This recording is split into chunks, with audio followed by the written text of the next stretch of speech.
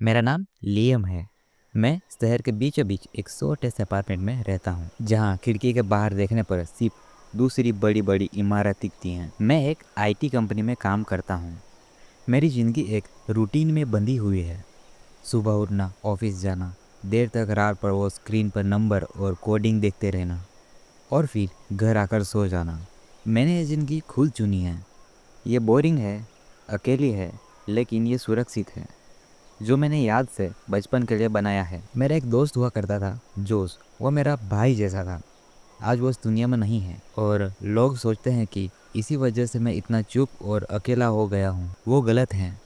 मैं जोश को याद करता हूँ हर रोज़, लेकिन मेरा डर उसकी मौत का नहीं है। मेरा डर इस बात का है कि कैसे उसकी मौत हुई। और मैं अकेला इसलिए रहता हूँ क्योंकि मैं उस याद के साथ किसी और को शामिल नहीं करना चाहता। लेकिन आज 10 साल बाद मैं आपको वो कहानी बताऊंगा। ये कहानी 2009 की गर्मियों की है।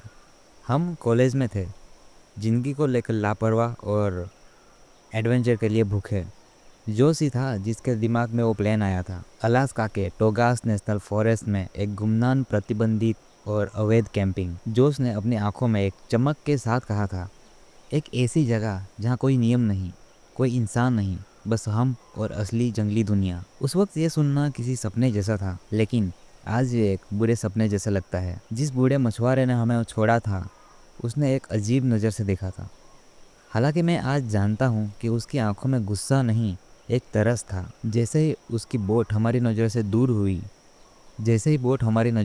हुई, एक भारी खामोशी ने हमें घेर लिया। अलास्का का ये जंगल कोई आम जंगल जैसा नहीं था। यहाँ के पेड़ आसमान को छूते हुए एक दैत्य जैसे लगते थे, जिस पर सदियों पुरानी काई की चादर लिपटी हुई थी।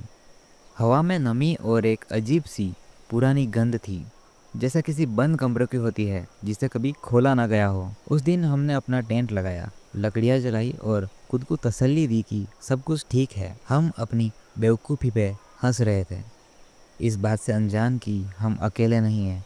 वो जगह, वो हमें देख रही थी, वो हमारी मौजूदगी को महसूस कर रही थी। रात में जब हम आग के पास बैठे थे, जंगल से किसी जानवर का भी आवाज़ नहीं आ रही थी, जैसे सब हर एक जीव सांस रोक के किसी चीज़ का इंतजार कर रहे हो। जोश गहरी नींद में सो गया था, लेकिन मैं सो नहीं सका। मुझे लगातार ऐसा महसूस हो रहा था जैसे कोई हमें देख रहा है। आधी रात को, जब लगभग आग बुझ चुकी थी, मैंने पहली बार उस चीज़ का महसूस किया जो नॉर्मल नहीं थी। टेंट के अंदर अचानक से ठंड बढ़ गई। मैंने जब टेंट के बाहर झांकने के लिए जिप खोली तो मैंने रोंगटे खड़े हो गए। एक घना और सफ़ेद कोहरा था। वो ज़मीन से नहीं उठ रहा था, और ना तो समुद्र से आ रहा था। वो सामने से पेड़ों के बीच से एक खामोश किनारे की तरह नीचे उतर रहा था, और बड़ी तेजी से पूरे जंगल को अपनी चादर में ढक रहा था। वो कोई आम कोहरा नहीं लग रहा था, वो शायद एक संकेत था, एक पर्दा था जो हमारी दुनिया के सामने गिराया जा रहा था। और उस पर्दे के पीछे जो शुरू होने वाला था, उसने हम दोनों की ज़िंदगी हमेशा के लिए बदल दी थी। मैंने फ़ौरन टेंट की जीप बंद कर दी और अपनी कांपती हुई सांसों को काबू करने की कोशिश की। मेरा दिल जोरों से धड़क रहा था। क्या हुआ? जोश ने नींद में आवाज़ दी, बाहर, बाहर कोहरा है। मेरी आवाज़ फुसफुसाहट जैसी निकली। तो उसने करवट बदलते हुए कहा, हम अलास्का में हैं लियम, यहाँ कोहरा आम बात है। नहीं, मैंने कहा, यह आम नहीं है, ये ऊपर से नीचे आया है, और बाहर की सारे आवाज़ें बंद हो गई है। मेरी आवाज़ में डर सुनकर जोश उठकर बैठ गया। उसने टेंट की जीप खोली और बाहर झांका। कुछ सेकंड तक वो खामोश रहा। जब उसने जीप वापस बंद कर दी तो उसके चेहरे पर वो झूठी बहादुरी नहीं थी। ठीक है, ये वाकई बहुत घना है, उसने मान लिया था। शायद ये तूफान लग रहा है। हम सुबह तक इंतज़ार करते हैं, सब ठीक हो जाएगा। उसके बाद हम अपने अपने स्लीपिंग बैग में घुस गए, लेकिन हम दोनों जानते थे कि नींद नहीं आएगी। अब हम खामोशी में लेटे रहे, जो अब किसी भारी कंबल की तरह हमें दबा रही थी। ऐसा लग रहा था जैसे हम इस दुनिया में नहीं, बल्कि किसी कब्र में बंद हो। और फिर तभी एक और आवाज़ शुरू हुई। पहले मुझे लगा कि ये मेरे दिमाग का वहम है, एक अकेली बूंद के टपकने की आवाज़। कुछ सेकंड तक खामोशी, फिर टप टप। यह पानी के टपकने जैसी आवाज़ नहीं थी, यह ज़्यादा भारी थी, ज़्यादा गूंजने वाली, जैसे कोई गाड़ी चिपचिपी चीज़ टपक रही हो। टप टप टप। आवाज़ की रफ्तार बढ़ने लगी। अब वो एक लगातार बढ़ने वाले संगीत की तरह हो गई थी। एक ऐसी धुन जो धीरे धीरे आपको पागल कर सकती है। ये आवाज़ सुन रहे हो? जो उसने धीरे से पूछा। मैंने कहा हाँ।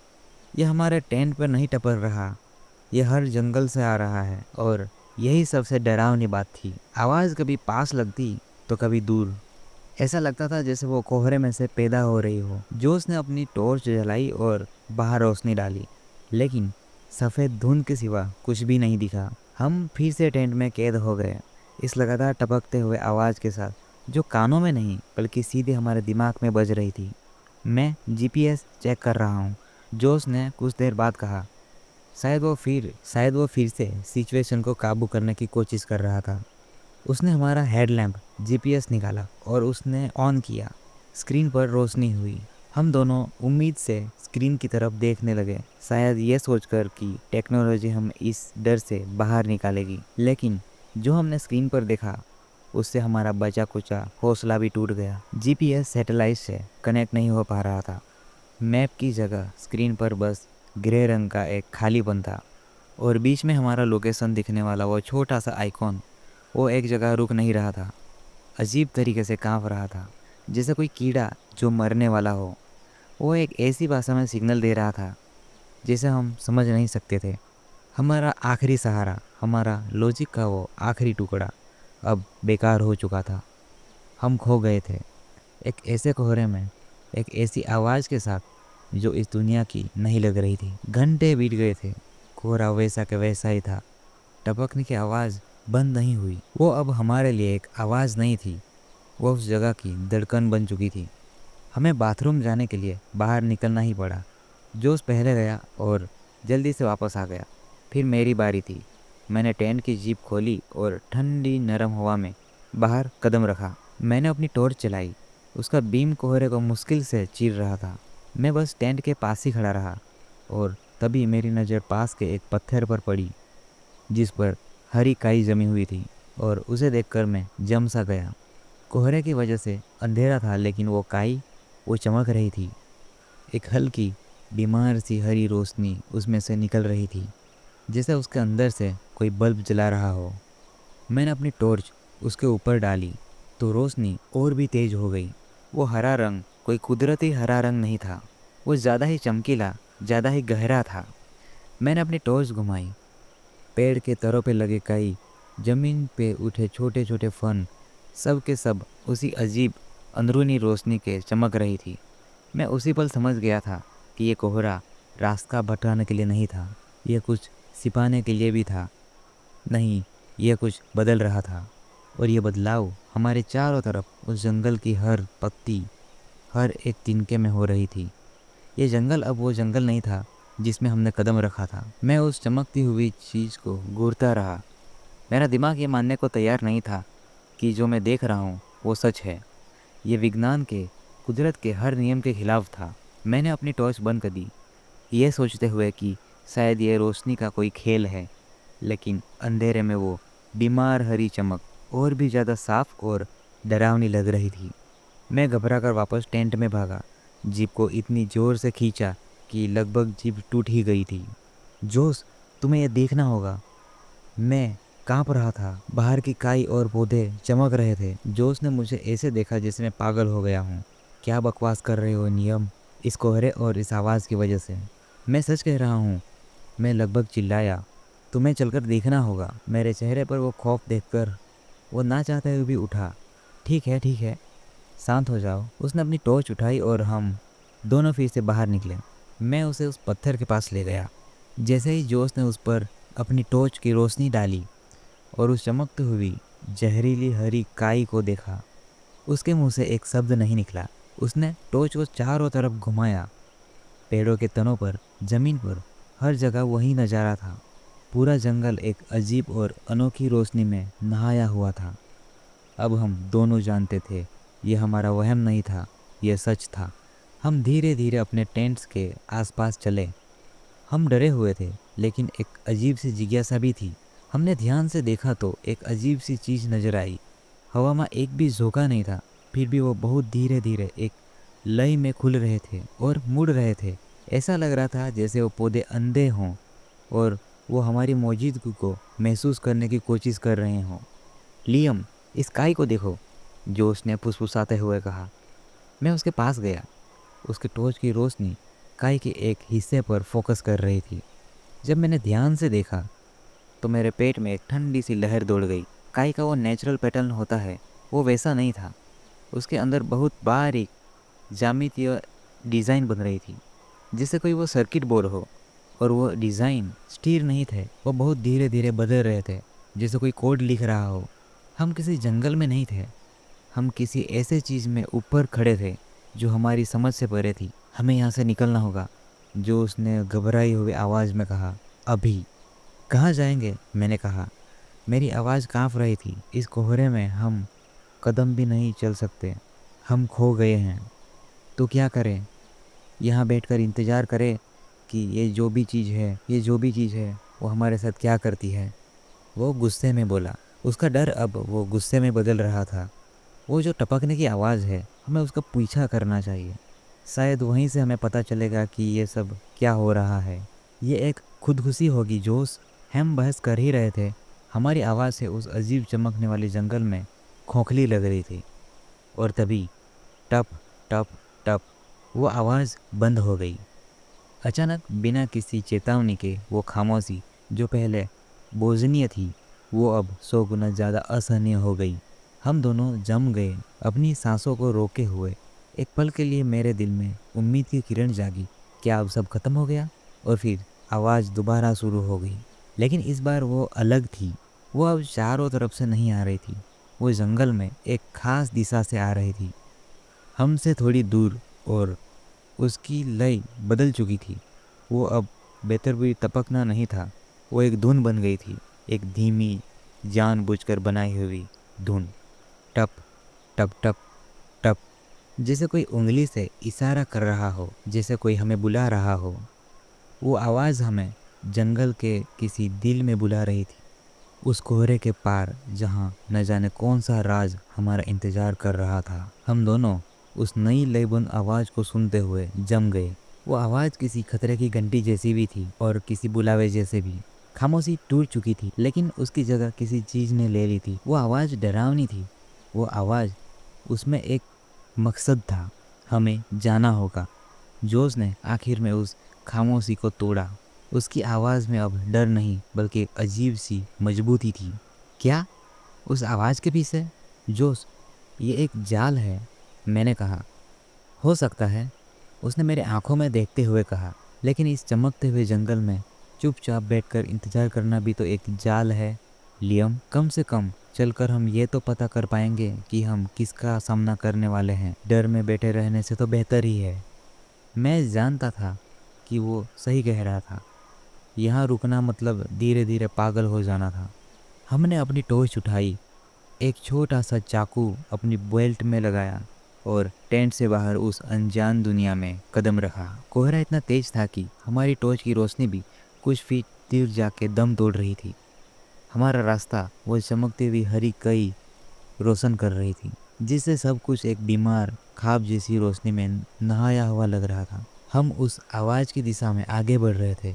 टप टप टप टप। वो आवाज़ अब हमारे गाइड बन चुकी थी, जो हमें एक भूल भुलैया में ले जा रही थी। जंगल अब बस जंगल नहीं लग रहा था। बड़े बड़े पेड़ किसी सोए हुए दैत्य के अंग जैसे लग रहे थे। हवा में एक अजीब सी गंध थी, जैसे ओजोन और किसी सड़ते हुए मीठी चीज़ की मिलीजुली गंध हो। मुझे ऐसा महसूस हो रहा था कि वो आवाज़ सिर्फ मेरे कानों में नहीं, बल्कि मेरे अंदर से कहीं हड्डियों में गूंज रही है और मुझे अपनी तरफ खींच रही है। लगभग 20 मिनट के चलने के बाद आवाज़ तेज हो गई। अब वो दूर से नहीं, बल्कि बिल्कुल पास से आ रही थी। और फिर पेड़ कम होने लगे और हम एक छोटी सी गोले पर आकर रुक गए, जैसे जंगल के बीचों बीच एक घाव हो। और उस गोल जगह के बीचों बीच वो चीज़ खड़ी थी। वो एक पुराना काई से ढका हुआ खंबा था, एक टोटम पोल जैसा, लेकिन ऊपर बनी हुई नक्काशी किसी भी इंसान के कबीले जैसे नहीं थी।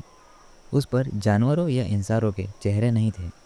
उस पर अजीब घुमावदार ज्यामितीय पैटर्न बने हुए थे, ऐसे आकृतियाँ जिन्हें देखकर दिमाग घुस जाए। वो डिज़ाइन हमारी दुनिया के नहीं लग रहे थे, और वो लयबद्ध आवाज़ उसी खंभे में से आ रही थी। हमने देखा उस खंभे से बनी हुई नक्काशी के अंदर से वही गाढ़ा चमकता हुआ हरा रस या सेब निकल रहा था, और नीचे एक छोटे से गड्ढे में टपक रहा था। टप टप टप टप। यही उस आवाज़ का स्रोत था।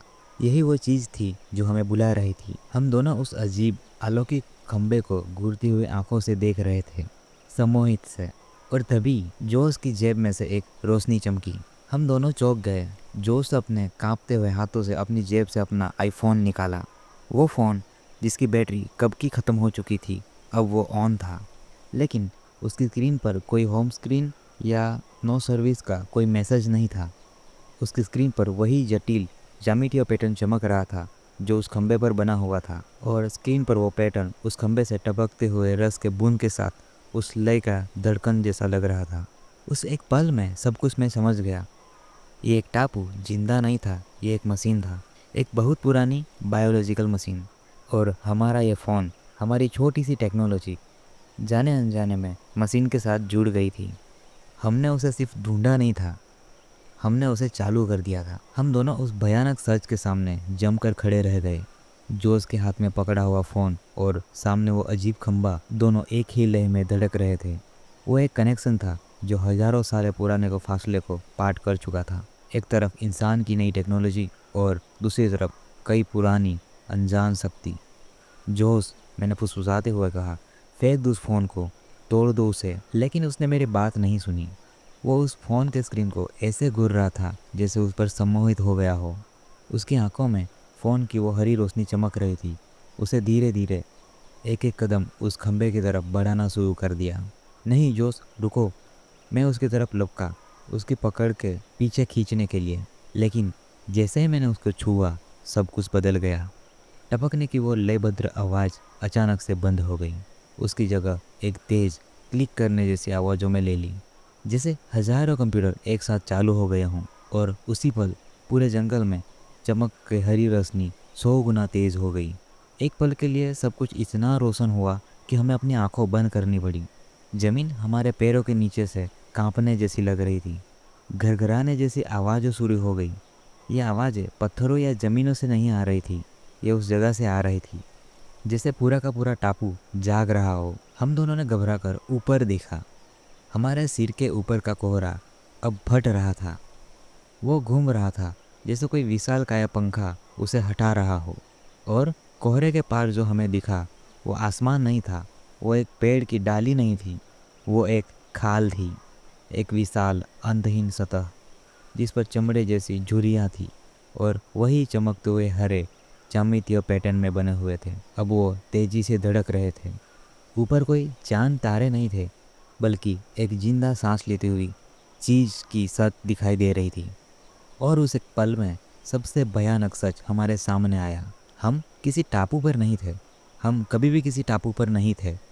हम किसी चीज़ के पीठ पर थे, एक ऐसे विशाल ब्रह्मांडीय जीव के पीठ पर जो शायद सदियों से या फिर हजारों सालों से समुद्र में रह रहा था और सो रहा था।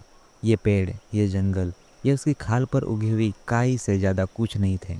और वो खंबा, वो उसका कोई नर्वस सिस्टम या कोई हिस्सा था, कोई एंटीना। जमीन का कांपना और तेज हो गया। मैं गिरते गिरते बचा। जोश अभी भी उस खंबे के पास खड़ा था, जैसे उसके पैर जमीन में जम गए हों। जोश, भागो, मैं चिल्लाया, लेकिन बहुत देर हो चुकी थी। उस खंबे पर बनी हुई नक्काशी के अंदर अचानक हरे रंग की दर्जनों लताएं निकली, जो उस रस की नहीं बल्कि किसी जिंदा चीज के अंगों जैसी लग रही थी। उन्होंने हवा में एक पल के लिए लहराया और फिर से बिजली की तेजी से जोश को पकड़ लिया। वो चिल्ला भी नहीं पाया। उस हरी लताओं ने एक ही पल में पूरी तरह अपनी चपेट में ले लिया और खींचकर उस खंबे के अंदर समा लिया, जैसे कोई मांसाहारी पौधा एक कीड़े को निगल जाता है। सब कुछ 2 सेकंड में खत्म हो गया। जोश जा चुका था। उसका फोन छूटकर जमीन पर गिर गया। उसकी स्क्रीन अब भी चमक रही थी। मेरे दोस्त को मेरे आंखों के सामने एक ऐसी चीज ने निगल लिया था जिसका कोई नाम नहीं था, कोई पहचान नहीं थी। उस खौफ ने मेरे शरीर में जमे हुए हर डर को तोड़ दिया। अब मेरे अंदर सोचने समझने की शक्ति नहीं बची थी। सिर्फ एक ही आवाज़ और भावना थी, भागो। मैं मुड़ा और दौड़ा। मैंने दिशा की परवाह नहीं की, मैंने कोहरे की परवाह नहीं की। मैं बस उस क्लियरिंग से, उस खंबे से, उस चमकती हुई रोशनी से दूर भाग रहा था। मेरे चारों तरफ ज़मीन कांप रही थी और पूरा जंगल एक विशालकाय जानवर के जागने की आवाज़ से कराह रहा था। मैं बस भाग रहा था, उस जागते हुए दैत्य की कांपती हुई पीठ पर। मैं अपनी ज़िंदगी बचाने के लिए भाग रहा था। मैं नहीं जानता कि मैं कितनी देर और किस दिशा में भागा। मेरे फेफड़े जल रहे थे और हर सांस के साथ एक अजीब सी मीठी सड़ी हुई गंध मेरे अंदर जा रही थी। मेरे चारों तरफ की दुनिया अजीब तरीके से कांप रही थी और उस जागते हुए जीव की कहराने की आवाज़ मेरी हड्डियों में कंपन पैदा कर रही थी। मेरे दिमाग में बस एक ही ख्याल था, किनारा। मुझे पानी का तय तक पहुंचना था, मुझे इस चीज़ के ऊपर से उतरना था। अचानक पेड़ खत्म हो गए और मैं कीचड़ और पत्थरों के फिसलते हुए ढलान पर आ गया। सामने अलास्का का ठंडा ग्रे समुद्र था।